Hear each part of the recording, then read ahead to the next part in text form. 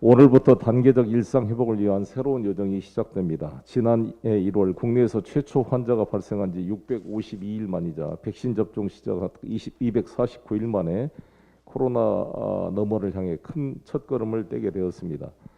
정부의 계획에 따르면 앞으로 6주 간격으로 3단계에 걸쳐 방역이 완화될 예정입니다. 일부 유흥시설을 제외한 다중이용시설의 영업시간 제한이 해제되고 22일부터 모든 학교에 전면 등교가 가능합니다.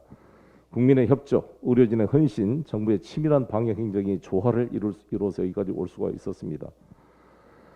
문제는 방역과 일상이 균형을 이루고 궁극적으로 일상을 회복해가는 초입에 들어선 만큼 다시 시작이라는 마음으로 우리 모두가 힘을 합해야 할 것입니다. 영국과 이스라엘처럼 위드 코로나가 본격화된 국가들의 경우 확진자가 크게 증가한 사례를 타산지석으로 삼아서 방역 체계 전반을 두 번, 세 번 점검하는 지혜가 필요할 것입니다.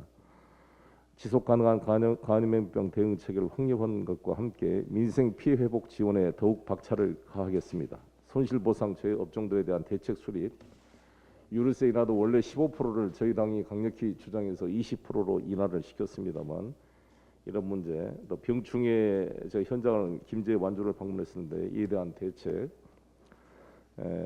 등 연말까지 추가 세수가 당초 예상보다 약 10조 정도 더 이상 거칠 예정입니다. 이 재원을 기초로 우리 국민들에 대한 지원이 충분히 이루어질 수 있도록 뒷받침하겠습니다. 유럽을 순방 중인 문재인 대통령께서 프란치스코 교황님을 만나 북한 방문을 공식 요청했습니다.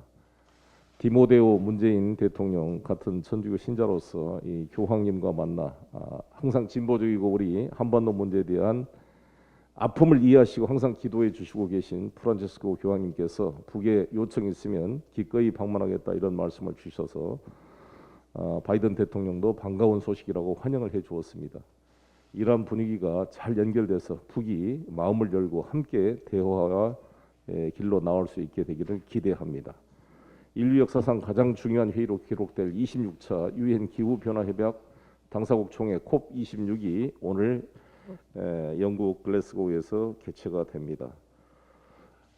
2차 산업혁명에 발상되었던 영국에서 새로운 기후변화협약 회의가 열리는 것은 의미가 있다고 봅니다.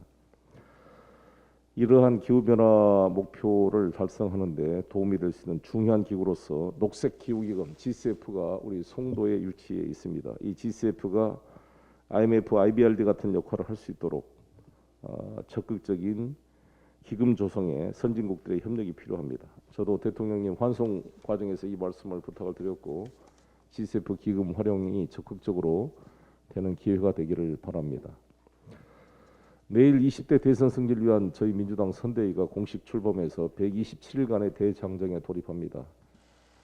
우리 모든 이낙연 후보님을 비롯해서 끝까지 뛰었던 대부분 후보님이 상임 고문과 공동 선대위원장, 명예 선대위원장을 맡아서 원팀이 되기로 했습니다. 우리 민주당은 이제 어려움을 뚫고 하나의 힘이 돼서 정부와 또 우리 후보님과 당 선대위가 삼위일체가 돼서 하나로 뛰어서 민생을 챙기고 중단 없는 대한민국 발전을 뒷받침해 나가겠습니다. 어제 국민의힘 대선 후보님들의 그 네 분 최종 토론을 저도 보았습니다. 여러 가지 이 토론의 내용을 보면서 참 낯뜨거운 일들이 많았습니다. 개 식용 논란도 그랬습니다만 저는 유승민 후보님 말씀이 참 귀에 들어왔습니다. 유승민 후보께서 이런 말씀을 했습니다. 여기 후보 4명 중에 1경 3검이다. 1명의 경제인과 3명의 검사 출신이 모여서 토론하는데 주요 내용이 대장동부터 무슨 다 수사 이야기들만 하고 있습니다. 그래서 이 검찰총장 후보자들 무슨 토론인지 이 대한민국 국정을 이끌어갈 후보 토론인지가 잘 구분하기가 어려웠습니다. 정책은 실종되고 오로지 상대방의 흠집내고 누가 이거를 잡아넣느냐 이러한 식의 좀 수준이 좀 안 맞는 토론이 된 게 아닌가 생각이 듭니다. 저희들은 이러한 소모적인 이러한 토론, 정책이 실종되고 비전이 없는 이러한 토론이 아니라 이재명 후보를 중심으로 새로운 우리 민생을 살피고 새로운 대한민국의 미래를 건설해가는 힘찬 첫 출발을 내일 시작할 것입니다. 내일부터는 이재명 후보도 당사 후보실로 들어오고 저도 대표실로 옮겨서 긴밀하게 서로 협력해서 민생을 살피고 국민들의 마음을 담아내는 선대위가 되도록 최선을 다하겠습니다. 이상입니다.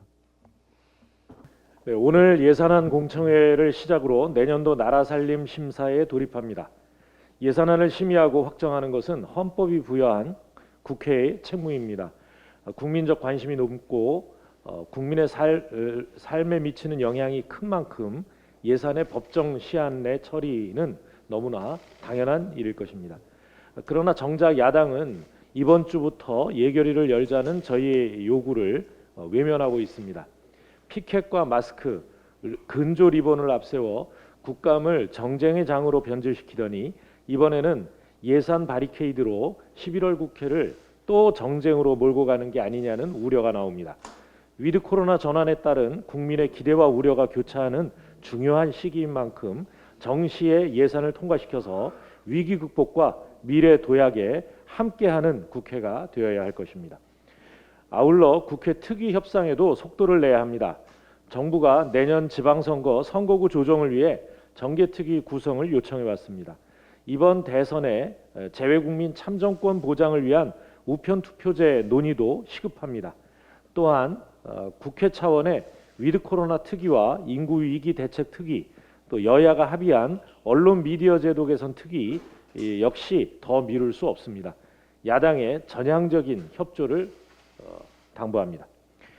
우리 당 이재명 후보가 본격적인 민생 행보, 정책 행보를 시작했습니다. 단계적 일상회복 점검과 2030 여성과의 간담회, 또 시장 방문 및 소상공인 자영업자 면담 등 국민과 소통을 강화하며 민생 정책과 공약을 가다듬고 있습니다. 민생 문제의 핵심으로 떠오른 부동산 정책에도 다양한 방안을 제시했습니다. 부당한 행위로 돈을 벌 수 없게 해야 한다는 기준을 명확히 했고, 제도 개혁을 통해 집 걱정 없는 나라를 만들겠다고 강조했습니다. 이 후보가 언급한 개발이익 환수와 부동산 감독원 신설 등은 이미 관련 내용을 담은 법안이 국회에 발의된 상태입니다. 부동산 불법 행위에 대한 관리 감독 강화는 이미 공감대가 형성되어 있는 만큼 법안의 수정 보완 작업을 거쳐 빠르게 통과시키도록 노력하겠습니다. 부수되는 예산까지 정책 전반을 살펴서 실효적인 공약으로 구체화해 나가겠습니다. 이재명 후보가 최근 던진 화두들 역시 외면할 수 없는 시대적 과제들입니다. 전국민 재난지원금 지급, 또 손실보상 대상 확대 등의 당면 과제로부터 주 4일제 도입 등 중장기적인 논의가 필요한 현안까지 다양합니다. 정책 의총을 활성화해서 당론을 신속히 모으고 제도화에 나설 수 있도록 각별히 노력해 나가겠습니다. 이상입니다. 내일 민주당 원팀이 출발합니다. 이재명 후보와 함께 선의의 경쟁을 펼쳤던 5 후보가 모두 참여하는 선대위가 출범합니다. 처음부터 국가와 국민을 걱정했던 마음이 하나였듯 4기 민주정부 창출을 위한 염원으로 다시 하나가 되겠습니다. 내년 대통령 선거는 누가 우리 앞의 위기를 극복하고 국민의 삶을 나아지게 할 것인지를 선택하는 선거입니다. 단순히 정권을 잡는 게 목적이 될 수 없습니다. 대선 승리는 위기 극복과 양극화 해소를 위해 필요한 것입니다.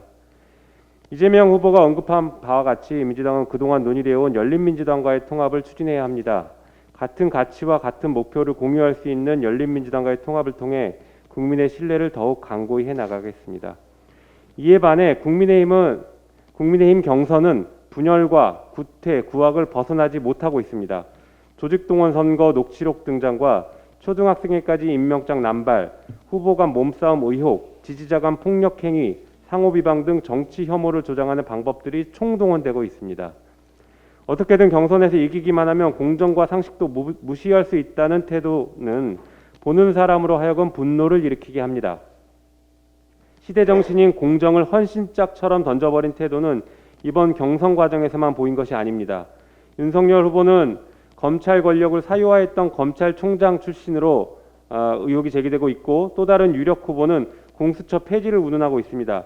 문재인 정부가 애써 이룬 검찰개혁의 성과를 전부 수포로 돌리려는 시도를 하고 있습니다.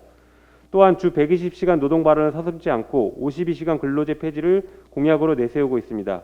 경제 민주화라는 허울뿐인 공약도 이제는 대놓고 공약도 없이 이제는 대놓고 저녁이 없는 삶, 기득권만 잘 사는 세상으로 돌아가고자 합니다. 너무 놀라울 정도로 과거 획기적 정책들이어서 무서울 정도입니다. 어제 공수처에서 윤 후보의 검찰 사유와 의혹을 규명하는 TF를 구성했다는 보도가 있었습니다. 고발사주 사건, 장모 변호 문건, 월성 원전 고발사주 의혹 등이 대검 수사정보 정책관실을 중심으로 벌어진 것으로 보이기 때문입니다. 특히 대검에서 작성한 장모 변호 문건이 장모의 변호인에게 전달된 정황까지 밝혀지고 있어 한쪽에서는 수사를 하고 대검은 방어를 하는 자아분열적 상황이 벌어진 것입니다. 이런 큰 죄를 어떻게 감당하려고 당당하게 해왔는지 알 수가 없습니다. 내일 공수처에 출석할 손준성 검사는 국민 앞에 모든 진실을 털어놔야 할 것입니다. 이 모든 무리한 일들이 검찰총장 모르게 진행되었다고 믿을 사람은 이제 아무도 없을 것입니다. 윤 후보도 수사를 피하기 위한 갖은 꼼수가 무용지물이고 결국 법에 준엄한 심판을 받게 될 것임을 하루빨리 깨닫기 바랍니다. 이상입니다. 국민의힘 대선 후보 경선이 점입 가경입니다. 후보가 막말 비난전이나 지지자가 한 폭행 사건도 눈살을 찌푸리게 하지만 더 어이없는 건 대놓고 선거법을 위반하는 소위 법률가 후보들의 불법 행위 퍼레이드입니다. 윤석열 후보는 초등학교 6학년을 특보로 위촉하고 남의 당인 조원진 전 의원과 우리 당 지역구 여성위원장에게도 특보 위촉장을 보냈습니다. 홍준표 후보도 도낀 객긴입니다. 종교 특보니 선대위원이 남발하며 애초 정당 가입과 활동 자체가 불가능한 교사와 공무원에게도 임명장을 보냈습니다. 범법을 주도한 윤석열은 검찰총장까지 지냈습니다. 홍준표 후보는 모래시계 검사 타이틀로 정계에 입문한 사람입니다. 도무지 법을 모를래야 모를 수 없는 이들입니다. 아는 사람이 더 무섭다는 말이 딱 맞는 꼴입니다. 위촉장 남발은 공직선거법 93조 위반입니다. 동의받지 않는 개인정보 불법 사용도 처벌 대상입니다. 공무원 정치활동은 다양한 법 규정에서 강하게 규제하고 있습니다. 솔직히 무슨 법 위반인지는 윤석열, 홍준표 두 후보가 훨씬 잘 아실 겁니다. 말로는 헌법 수호를 외치면서 스스로가 저지른 불법 행위엔 눈 감는 내로남불. 비전은 실종된 지 오래고 막말을 25번 했는지 26번 했는지로 그리고 398 후보와 꼬준표 후보로 서로를 비방하는 화려한 난타전을 펼치는 비호감 월드컵입니다. 끝을 향해 달려가는 국민의힘 대선 경선 최대 성과는 그들 중 누가 이기더라도 헌법을 준수하고 국가를 보위할 적임자가 존재하지 않는다는 사실을 국민 앞에 확실히 증명했다는 것입니다. 이상입니다. 2018년부터 올 8월까지 농지법과 부동산 실명법 위반으로 검거된 인원은 9,123명입니다. 미성년자들이 매입한 주택은 총 723채이고 이 중에는 9살 어린이가 총 20채를 사들인 사례, 5살 아이가 총 19채를 사들인 사례도 있었습니다. 비정상적 투기 행위이고 편법 증여 의혹이 의심됩니다.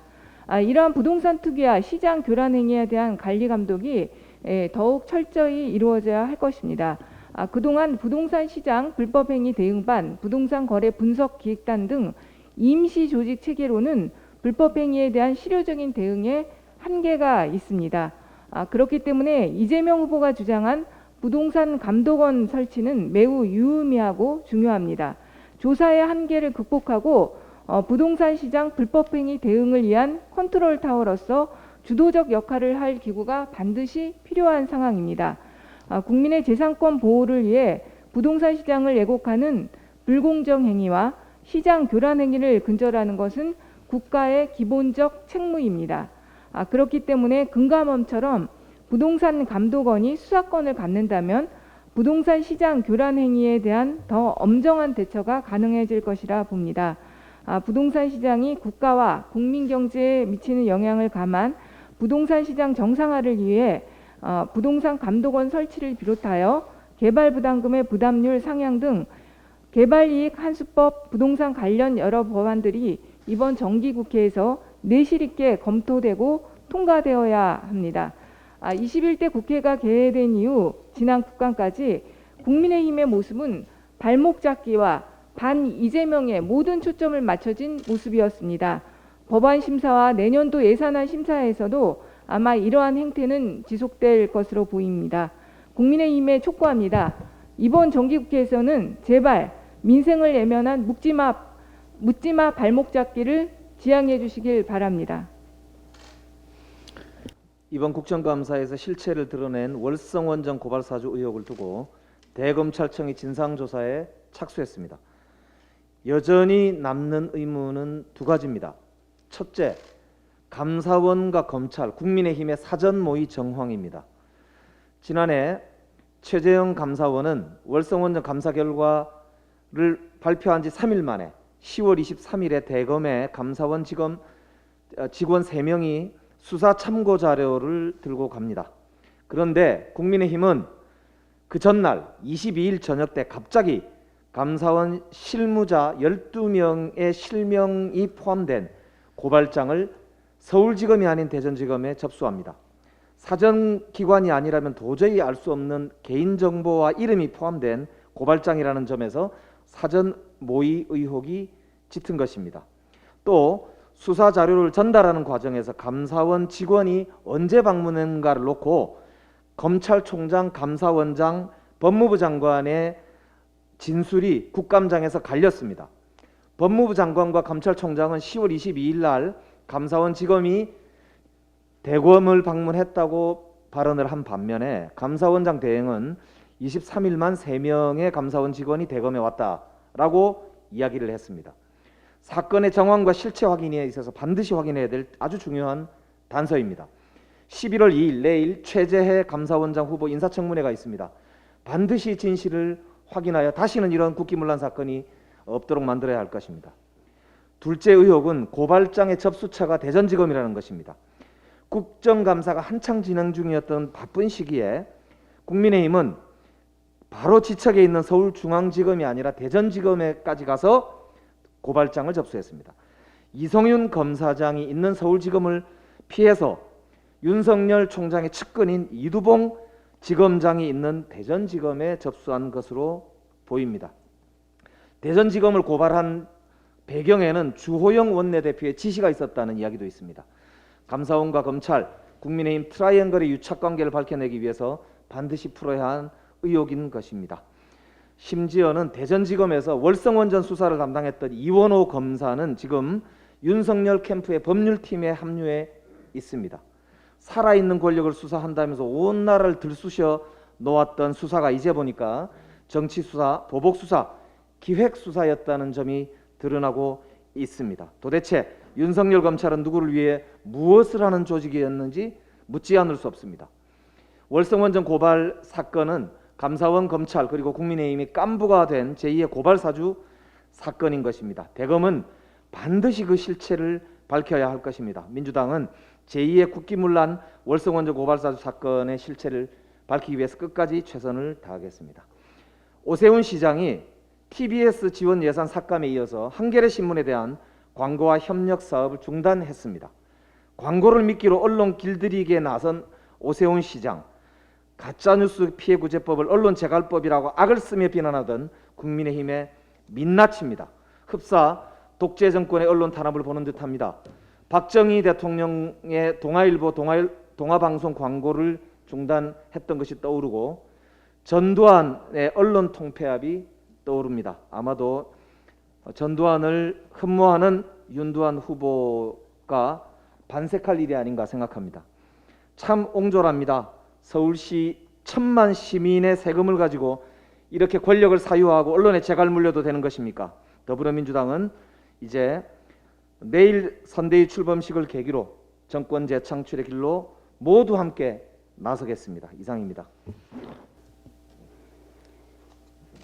대한민국이 접종 완료율 75%대로 들었었습니다. 우리는 오늘부터 단계적 일상회복의 첫 걸음을 뗍니다. 그러나 그 일상은 탄탄대로가 아니라 살얼음판입니다. 일상 회복이 단계적이라는 것은 확진자와 사망자 수가 악화될 경우 언제든지 다시 거리두기를 강화할 수밖에 없다는 의미입니다. 이제 겨우 작은 모임이 가능해졌을 뿐 축제나 대규모 집회 같은 큰 행사는 시기상조입니다. 거리두기 수칙과 개인 방역은 여전히 중요합니다. 지금까지처럼 국민들은 변함없는 참여를 부탁드립니다. 우리 국민들이 성숙하고 자발적인 동참은 기적을 만들어 왔습니다. 현재 인구 100만 명당 확진자 발생률이 세계에서 세 번째로 낮고 치명률은 6번째로 낮습니다. 흔히 5030 클럽이라고 하는 7대 강대국 중에서도 국민들이 건강과 생명을 가장 잘 지켜내고 있습니다. 지금까지 문재인 정부가 수행했던 역할은 국민의 건강과 생명을 지키는 것 이상이었습니다. 대한민국은 우수한 품질의 진단키트를 수출해서 세계 각국에서 방역 대응의 기초를 제공했습니다. 현존하는 모든 성분의 백신을 위탁 생산하며 바이오 강국의 면모를 과시했습니다. K방역, K바이오는 우리나라의 국격을 크게 높였습니다. 그 결과 전 세계 경제가 위축된 상황에서도 지난해 우리나라는 GDP 규모 세계 10위의 경제대국으로 우뚝 섰습니다. 올해 들어 지난 9월까지 거의 매달 역대 최대 수출액을 경신하고 있습니다. 전 세계가 코로나를 겪으며 경제 성장이 지체되고 경제 파탄에 이르는 나라들도 있지만 대한민국은 위기를 기회로 만들어 방역뿐만 아니라 경제 면에서도 선진국이 됐습니다. 이제 차기 정부는 코로나 사회의 양극화로 눈물 흘렸던 중소상공인과 사회적 약자들에게 눈을 돌려야 합니다. 언제 다시 올지 모르는 감염병 X에 대응해서 백신 치료제 긴급 개발 체계와 공공보건의료 체계를 구축해야 합니다. 학교 교육 공백기에 더 벌어진 교육 격차도 다시 해소해야 합니다. 거리두기를 하면서 사용량이 더 많아진 플라스틱으로부터 우리 환경을 보호하는 것도 중요한 숙제입니다. 문재인 정부가 대한민국을 선진국으로 만들었고 코로나가 빼앗아간 국민들 일상을 돌려드리고 있듯이 남은 숙제를 가장 잘 해낼 수 있는 수권 세력도 당연히 우리 민주당 정부입니다. 내일 출범할 제20대 대통령 선거 더불어민주당 선대위는 국민들께 그런 희망과 믿음을 드릴 것입니다. 이상입니다. 이곳 국회의사당 앞에 공공부문 노동자들의 천막이 세워진 지 50일이 넘었습니다. 지난 8월 하순부터 세종시 기획재정부 앞에서 그리고 국회 앞에서 집회와 천막 농성 1인 시위를 이어가고 있습니다. 저는 천막 농성장이 세워진 날부터 수차례 현장을 찾아가 공공부문 노동자들의 요구사항을 청취하고 함께 고민을 나눴습니다. 40만 공공부문 노동자들은 노동존중 사회 실현이라는 기치를 내건 우리 정부에서조차 예전했던 기획재정부의 일방적이고 강압적인 행정 권력에 좌절감을 그리고 친노동 입법 활동을 기대했던 우리 당의 소극적 태도에 실망감을 느껴 거리로 나섰다고 입을 모읍니다. 기재부의 갑질을 멈추라는 저들의 요구사항을 이해하려면 현재의 공공기관 지배구조와 운영관리 체계를 살펴봐야 합니다. 공공기관 운영에 관한 법률의 제정 목적은 기관의 자율적이고 책임적인 경영을 도모하고 나아가 더 많은 국민께 질 좋고 지속 가능한 공공 서비스를 제공하는 것일 것입니다. 그러나 공공기관 지정과 예산, 인사와 평가 등 모든 권한이 기재부에 집중된 현재의 구조로는 그 목적을 실현하기가 사실상 불가능하다는 게 각계 전문가들의 공통된 의견입니다. 그러나 무책임하게도 공공기관의 사실상 사용자인 기재부는 지금까지 단 한 차례도 노정교섭에 나선 적이 없습니다. 사회적 대화기구인 경제사회노동위원회 공공기관위원회 역시 개점 휴업 상태입니다. 우리 사회와 공동체를 위해 묵묵히 헌신해온 공공부문 노동자들이 코로나19라는 유례없는 위기 상황에서조차 거리로 나설 수밖에 없었던 현실을 국회가 더 이상 외면해서는 안 됩니다. 기획재정부의 집중된 행정 권력과 건강한 노사 관계를 훼손하는 강압적 태도를 국회가 바로잡고 견제해야 합니다. 그리고 그 시작은 우리 정부와 당이 약속하고 사회적 대화를 통해 노정이 합의한 공공부문 노동이사제 도입에서부터 시작돼야 합니다. 노동이사제는 공공기관에 참여적 노사관계를 구축하고 공공기관의 자율 경영과 책임 경영을 보장하는 길일 것입니다. 더 이상 미룰 수도 없고 미뤄서도 안 됩니다. 우리 당 차원에서 조속히 입법 절차에 나서고 국민의힘에서도 적극 협조해 줄 것을 요청합니다. 이상입니다. 네, 오늘이 선거 앞두고 저희 최고위 발언 마지막이네요. 우리는 좋은 세상을 만들고자 정치를 하고 있습니다. 상대가 있는 게임이지만 그 평가는 국민들께서 하시는 것이기 때문에 국민들과 호흡하는 것이 매우 중요합니다. 우리들의 흠집을 어떻게 바로잡을 거냐 많은 청년들이 묻고 있습니다. 그런데 우리는 우리 말고 상대의 흠집이 더 크다라고 하는 태도를 보이고 있습니다. 이것만으로는 안 됩니다. 민주당이 매력을 가지려면 우리의 흠집을 어떻게 개선할지 바꾸고 행동하는 모습을 보여야 합니다. 내일이면 원팀, 드림팀이라 불리는 선대위가 발족하지만 여기에 더해 진짜 필요한 팀은 조직 내 꼭 필요한 반대 목소리를 내주는 레드팀이 아닌가 싶습니다. 이번 대선에서 국민의힘 후보는 자신이 당선되면 상대방을 감옥에 넣겠다고 말하며 살벌한 분위기를 만들고 있습니다. 정치는 대화와 타협으로 국민들의 삶을 개선해 공동체의 안녕과 행복을 만들기 위한 것입니다. 그런데 정치를 온통 법으로 끌고 가 사법의 영역에 정치인들의 생사 여탈을 맡기는 방식으로 정치의 역할을 쪼그라들게 만들고 있습니다. 감정의 배설과 복수극으로 치닫는 정치의 현실에서 국민들이 어떤 희망을 찾을 수 있을지 저는 모르겠습니다. 지난 5월 첫 최고위 발언으로 헌법의 출마 연령 개정과 18세 참정권을 주장했고 경선 과정에서 대통령 후보들께 세대 공존을 향한 연금제도 개선을 물었습니다.